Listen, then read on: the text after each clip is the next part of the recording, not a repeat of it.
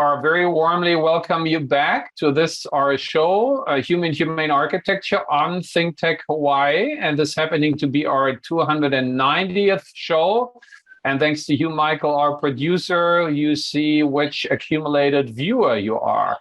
And this is, I guess, our 15th time going to the other city on that continental North America. I'm trying to avoid to say mainland nor United States of America, because what it actually used to be is North America by native people before we all took over there. But anyway, so we is you, DeSoto Brown, in your Ossipoff designed home, childhood home in the in Diamond Head, I say, while I'm at the foothills here in my Waikiki Grand.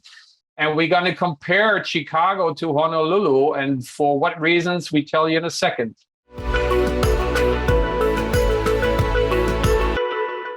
DeSoto, we just rode out a storm, right? Yes, we certainly did. We had a good, strong storm last night with a lot of rain and a lot of wind. And since this is what's called a Kona storm, it came from the south rather than the north. And this is an important point because the wind then comes from the other direction, opposite of what it normally does with the trade winds. And that means that everything is exposed on the south side, which is what we normally do when we build things and we build open towards the ocean here in Honolulu. That means that we can get sort of attacked from the ocean side by a storm. And you were saying that you visited the Halekulani Hotel this morning and saw what had happened to its lobby in these exceptional weather conditions. And I certainly was running around closing windows last night here at my house to keep the rain out. So there are a lot of natural things. We always talk about natural forces when we talk about architecture. And this is one thing that sometimes kind of screws up the way we build things in anticipation of what the weather is 90% of the time. Including your hair had some wind damage, as you said, right? That's right. But now my hair is all slicked down and looks just fine. I'm just jealous. And the ones of us who has the most hair is our mid-century and late century master, Ron. And Ron, don't be afraid. The substance of your Halekulani is fine. Yep. But what you said, and you complimented your interior designer, as you said, your interior architects, and we were elaborating quite a bit on these curtains that, Ron, you called basically decorative. And we said, no, they're performative because they make visualize the natural elements, the wind.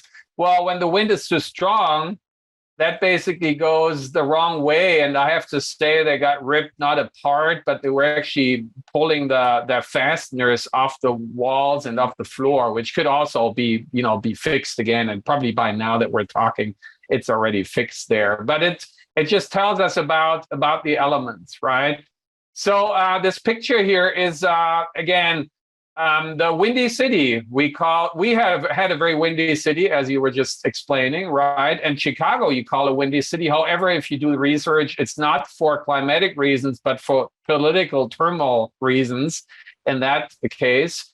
And we are on to write the architectural guide, the city guide, together with our collaborators, Don Hibbert and William Chapman.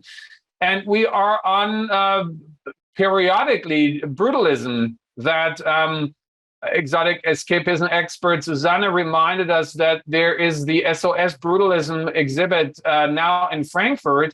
And guess what the subtitle is? And I haven't prepared you for that, but now spontaneously, this is your weekly German lesson. The subtitle of that one, you can barely see it at the top right. Rettet die Betonmonster. Can you figure what that means? No. Rettet is starts with the same r, which is rescue. Okay. And beton is concrete, and monster is monster. So it says rescue the concrete monster? Exactly. So that's what it's playing off what the general public thinks of brutalism being brutal, which it doesn't come from. It comes from béton brut. So it's that pledge of the discipline and hopefully the profession on board, as well as, again, shedding an eye on how lovely, and not brutal these are. And this is certainly, again, talking, don't judge a book by the cover. meaning, experience buildings as inhabitable spaces and places, not as sculptures. And we get to sculptures next, because sculptures should be part of building. And as you see it here, so this is where we left off last time. Steve Au's Davis Pacific Center in downtown, a very fine piece of tropical brutalism. And this is basically the inside, which I took the majority of the pictures at a Docomomo. Well, we participated. We were kindly invited as Docomomo, but it was actually by Anne Modanaga that Bundit Kanistakon is putting the oral history with Ron Lindgren as him, the person behind his fantastic tropical brutalism, and hopefully gonna exhibit it in his work in the Halekulani and in his founding principles, Edward Killingsworth prime initiating piece, the Kahala. And so Anne was hosting this event as she was working for Knoll. And it was in the lobby here of Steve Au's building, and they had Celia Bertoya, who you see at the very right in the middle there, who's Harry Bittora's daughter, and she was talking about the legacy of her father's work as the most prominent behind that diamond chair, as it's called, or we sort of more profanely call it, not quite as correctly, the wire chair. And so that way we were experiencing this work. And what you see at the top left is this artwork by this guy, Tom Van Sant, who it's integral because it's cast into the cast in place structure of the building. And we also know him, DeSoto, from your tropical exotic creator of your childhood's home that you're sitting in, who's Vladimir Osipov, who also did the airport, right? So some similar artwork cast in place is basically at the airport.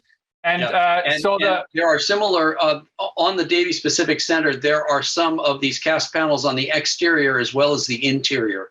So you have a picture here of the interior, but you can see them on the outside as well. Yeah. And if you look up, the guy is still alive, in upper age, in his 90s, sort of struggling with his health. Unfortunately, lives in California, but is still around. And just saying how to treasure that, you could, in a more and more commodified and commercialized world, you could not do this anymore because it requires enormous skills of doing this on site and casting it in place, right? You can't do this anymore. How you can do it is shown at the bottom left by our dear artist Kaili Chun at the very bottom left, who we are looking back into and looking into what she's currently doing. This is a recent work for a G70 that she's collaborating with, and this is for the Hawaii State Hospital, where when you go on their website through this link, you see how it's been done. It's been done with Great Pacific Rocky Mountain precast that we're very fond of out there at Campbell Industrial Park. And this is what their president, Les Campers, is always saying, well, give me a motive. I can make a form liner, and we can basically cast this into the precast place. Doesn't cost much more. And obviously, this is a representation. So this is an evolution of this art based upon changing economy, right? And you couldn't do it anymore. And you let me just also point out too that for the Davies Pacific Center specifically, the artwork is abstracted elements that are relevant to the history of the company.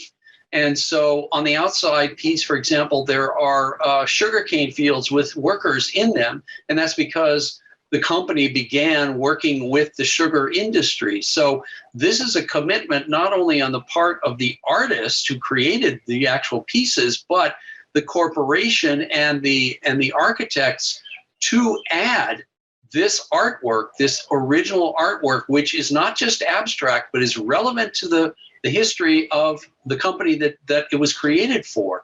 And it's rare today that you would find a corporate sponsor or entity that would do that level of artistic endeavor and pay for it as part of this entire project. Yeah, so kudos to Kaili again, who was trained as an architect, by the way, in Princeton in the 80s under Michael Graves, who is also then, making this connection to the building, but she's doing it in a more abstract way than Tom has been doing in that way. Talking Harry Betoya and what we call in Germany Kunst am Bau, which means basically art in or around buildings as a program, gets us to the next slide. This is Harry Betoya in a fabulous piece that gets us back to Chicago, because we see what originally was the Standard Oil building, which was then renamed as the Amoco building, which was then renamed, which it currently still is, the Aon building. So at the bottom left, this is an Edward Durrell stone tower built in 1973. And it's highly dwelling on verticality, right? And we've been talking about the building, how basically climate seriously impacts the clothing of buildings. So because this was originally flat and granite, and basically the frost got to the granite, it fell off, and there had to be a total renovation that was exceeding the cost of the original cost of the building. So you really have to do that. The building might remind us actually at the top left of the originally called MFAC, now Topa Financial Plaza, from preceding the Standard Oil building a few years before that, like 5 to 3 years before that. And it's actually using marble as well. And it never fell off because we have no frost here. So, right, science, as we kept talking, not just the image of the building, but the physicality of the building and materiality is really, really important, right? And we're talking about the early 70s, which are very a turning point in history, because you remember more than I do, because I'm these few years younger, but you remember with your car at the gas station and getting no gas, and that's 73, right? Because of the first oil crisis that was more politically and not also environmentally driven, right? So the artwork, the materiality of that piece is basically copper that we've been talking about before, last show at the top right. And this is copper less as a sheet, as decorative, but as solid rods. And what it is basically little fountains that have shallow water pool, like a reflecting pool. And then these rods kind of grow out of this. And you can see I took this picture here in 2006 when I took my prairie students there. And that was winter, where the pool had to be drained for the reasons otherwise it would get, frost bites and get damage from the frost. Because, ice, as we know, when we leave a beer bottle in the freezing compartment of our refrigerator, has some really fierce power and can basically even crush metal, right? But you see at the bottom of them, where they come out of the concrete base there, they don't have connectivity to oxygen. So they basically stay in their original authentic color, being more gold or, reddish. But once they oxidize above the water, they basically turn green after a while. The beauty of this one here, this is a sound sculpture, because they're basically engineered in a way that, depending on talking storm and wind, the stronger the wind is, the likely there are to touch each other at the top. So this is something that he was getting into himself.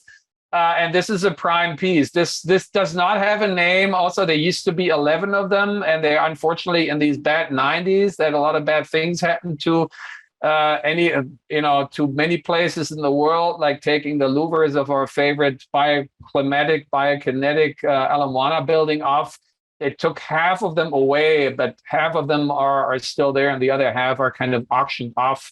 And kind of bad things happening. I was going online. So the top centerpiece I just pulled from the New York Times, where there's unfortunately like a family rivalry, as they call it here, going on around, Celia and her, siblings around Dad's artwork.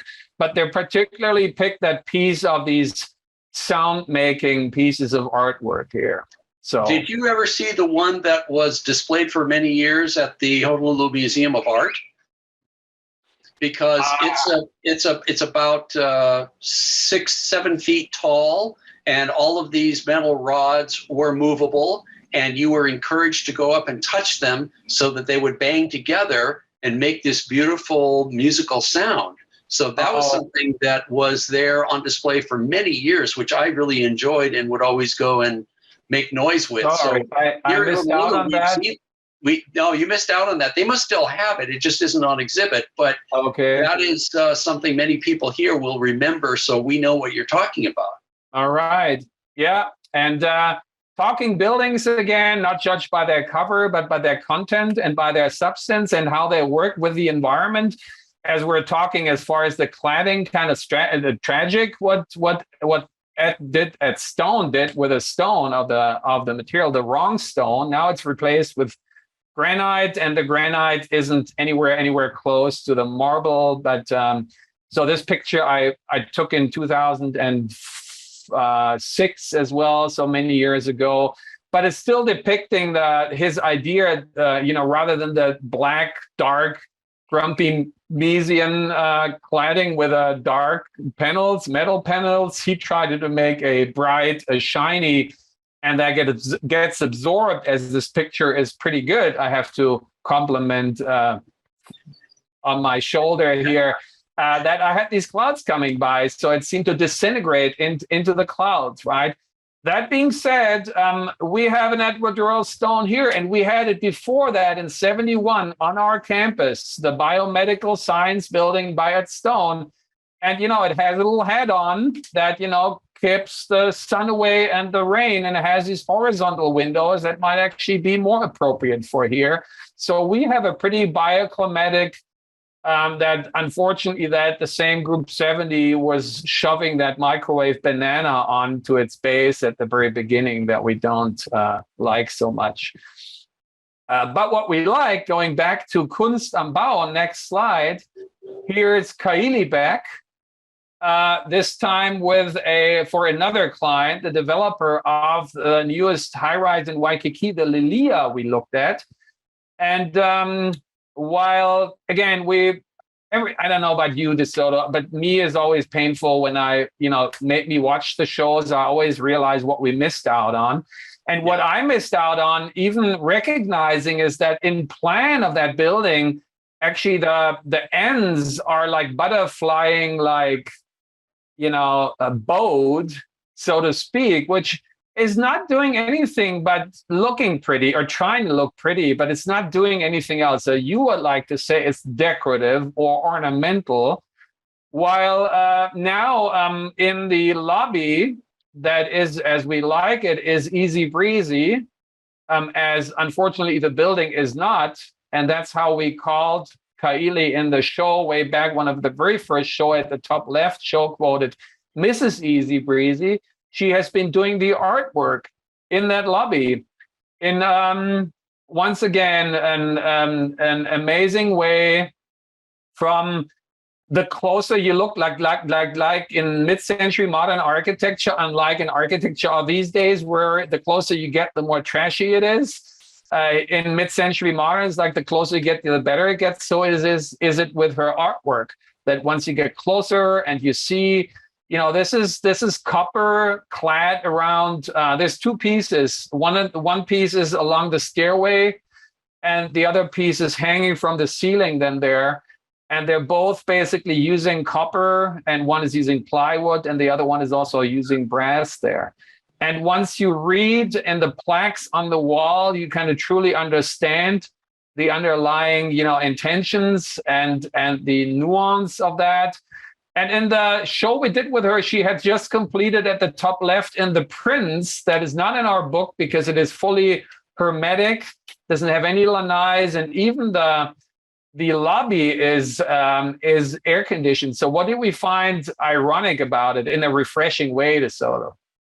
Well, you pointed out that the sculptures in the prints, the Hawaii Prints lobby, are obviously they are kinetic. They do move, but they are only moved by the artificial wind of air conditioning. So they're not exposed to the actual trade winds. They're not exposed to the outside.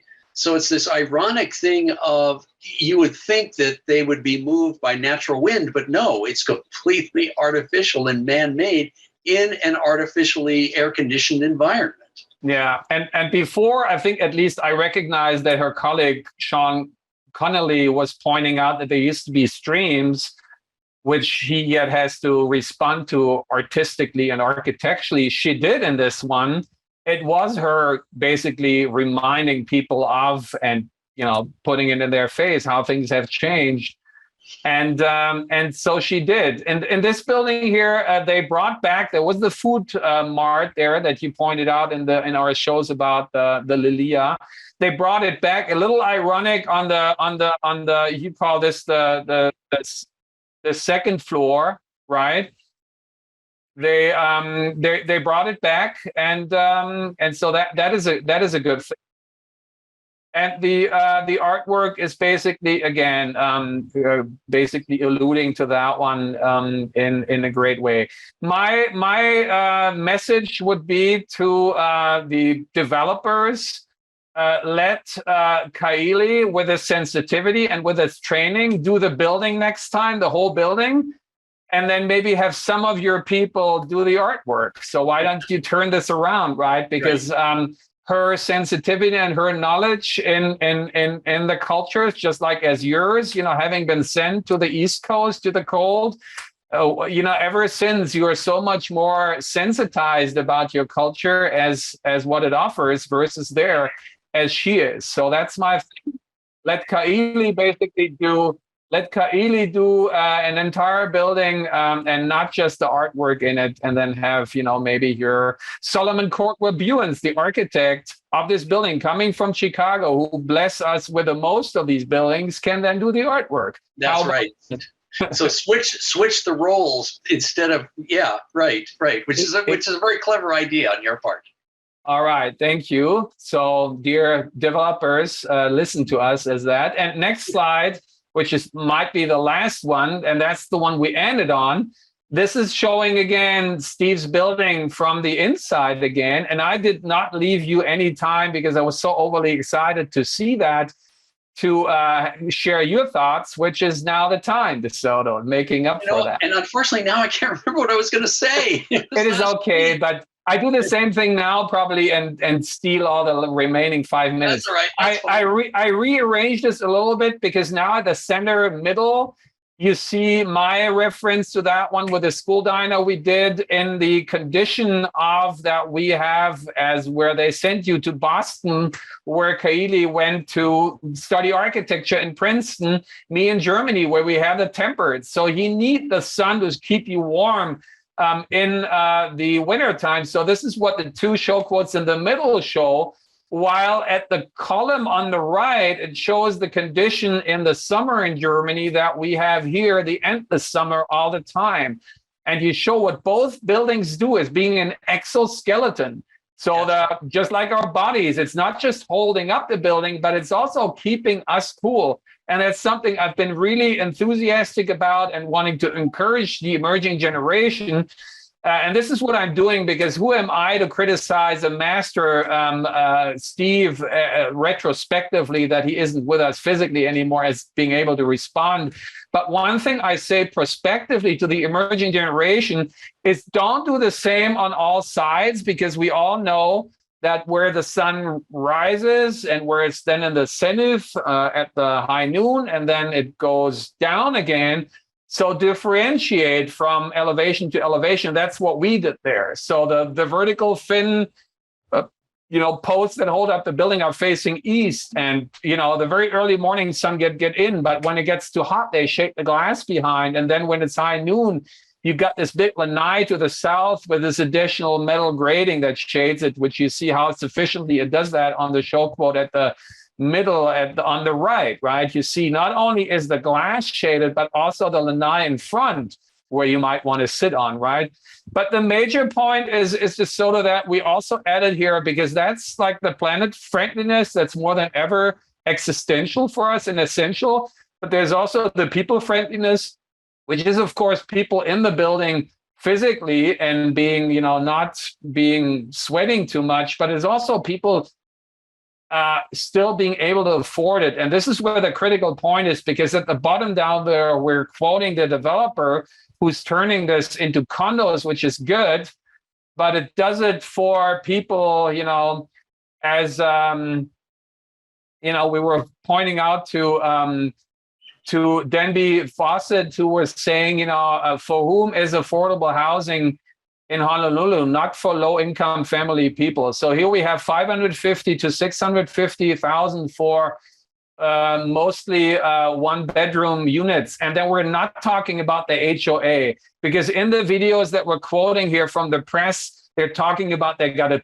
put all the plumbing in, they got to do all the electric and all this stuff, right? Not just in making that. So we're saying, why don't you keep this open and easy breezy and dwell in a more impermanent lifestyle in there, right? And letting the breeze in, replace the glass. And if you don't want to go fully naked, as we had the prep discussion for the show here, that we almost forgot about getting on air because we were so excited about it. But as a transitional fenestration, I propose these German engineered, Hawaii evolved jalousies maybe. But don't board yourself up again, because the most memorable I ever had, and the DPP, when Tim Hugh was still running it, that he pulled me aside and said, Martin, where actually that AC came from is us not wanting to hear each other and walling each other off. And then we had to have these machines breathing for us, these AC machines. So maybe undoing that social thing, right, would basically be an experiment worthwhile. And maybe if not everywhere, but maybe on one floor. That's our other suggestion to developers, right? Yeah. And you know what, Martin, you mentioned affordability, and I want to mention something that I read last night, which was that there is a study of affordability in the United States.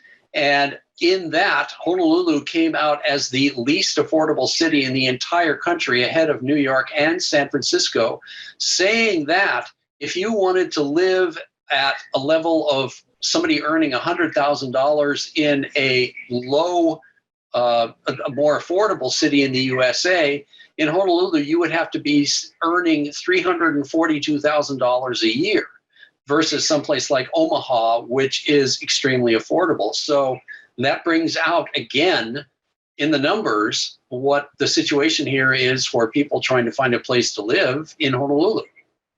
Absolutely. And that has to be, it was perfect, and it has to be our perfect concluding note, because we're at the end of the show already. And with that, see you back next week with Matt. We go back to Boston, where you spent parts of your childhood, and he is right now. And we talk about what we can learn from there. And until then, as you just said, stay affordably breezy and breezily affordable. Bye-bye. Bye.